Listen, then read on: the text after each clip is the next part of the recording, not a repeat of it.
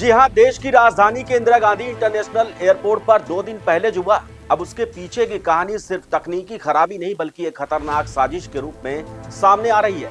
2 दिन तक 800 से ज्यादा फ्लाइट्स लेट हुई, 20 रद्द करनी पड़ी। अब जांच में सामने आया है कि भारत के आसमान पर साइबर हमला हुआ था। देखिए ये खास खबर नेशन नाउ समाचार पर, मैं सुनील चतुर्वेदी। देश की राजधानी दिल्ली के इंदिरा गांधी इंटरनेशनल एयरपोर्ट यानी कि IGI पर 2 दिन पहले हुई तकनीकी गड़बड़ी के पीछे अब एक बड़ा साइबर एंगल सामने आया है। प्रारंभिक जांच में सामने आया कि यह साधारण तकनीकी फेल्योर नहीं बल्कि GPS सिग्नल से छेड़छाड़ की साजिश हो सकती है। जानकारी के अनुसार 6 से 7 नवंबर की शाम करीब 7 बजे पायलटों को GPS से फेक सिग्नल मिलने लगे। इससे कॉकपिट स्क्रीन पर विमान की गलत लोकेशन दिखने लगी। रनवे की जगह कॉकपिट डिस्प्ले पर खेतों के दृश्य दिखने लगे और विमान की ऊंचाई को लेकर भी भ्रम पैदा हो गया। स्थिति संभालने के लिए पायलटों को GPS आधारित ऑटो मोड की बजाय मैनुअल पोजीशनिंग पर स्विच करना पड़ा। वहीं एयर ट्रैफिक कंट्रोल को भी विमानों से मैसेज देरी से मिल रहे थे।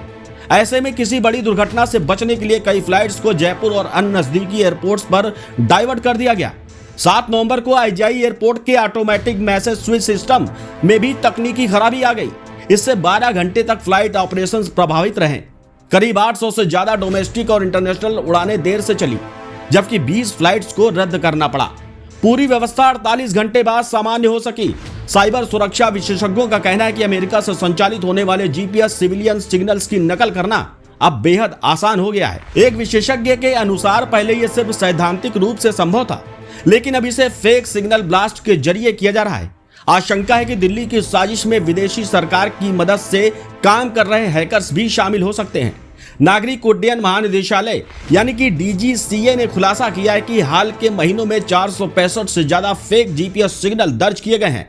अधिकांश घटनाएं जम्मू, अमृतसर और सीमावर्ती इलाकों में पाई गई हैं। अमेरिकी सिविलियन GPS स्यूडो रैंडमनाइज सिग्नल्स पर काम करता है, जिन्हें कॉपी किया जा सकता है, जबकि सैन्य ग्रेड GPS एन्क्रिप्टेड होते हैं, जिनमें छेड़छाड़ संभव ही नहीं है। विशेषज्ञों के अनुसार यदि भारत का स्वदेशी सैटेलाइट नेविगेशन सिस्टम पूरी तरह लागू होता तो ऐसी घटना को रोका जा सकता था। नाविक का पूरा नियंत्रण भारत के पास है और अक्टूबर में इसके मानक तय किए गए हैं। ये प्रणाली भविष्य में भारत की एविएशन सिक्योरिटी को और मजबूत करेगी। केंद्र सरकार ने इस घटना की उच्च स्तरीय जांच का आदेश दे दिया है। शुक्रवार शाम राष्ट्रीय सुरक्षा सलाहकार कार्यालय में हुई बैठक में एयरपोर्ट अथॉरिटी, सुरक्षा एजेंसी और इसरो के प्रतिनिधियों को बुलाया गया।